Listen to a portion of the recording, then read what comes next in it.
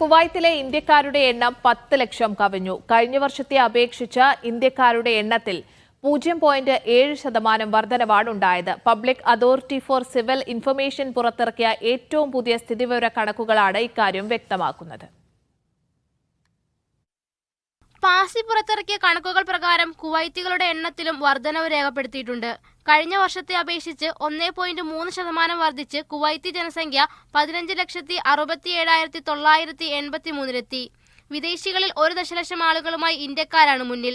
പ്രാദേശിക തൊഴിൽ വിപണിയിലെ ഏറ്റവും വലിയ തൊഴിലാളി സമൂഹവും ഇന്ത്യക്കാരാണ്. 6,57,280 പേരുള്ള ഈജിപ്ഷ്യൻ സമൂഹം 2ാം സ്ഥാനത്തും ബംഗ്ലാദേശികൾ 3ാം സ്ഥാനത്തും ഫിലിപ്പിനോകൾ 4ാം സ്ഥാനത്തുമാണ്.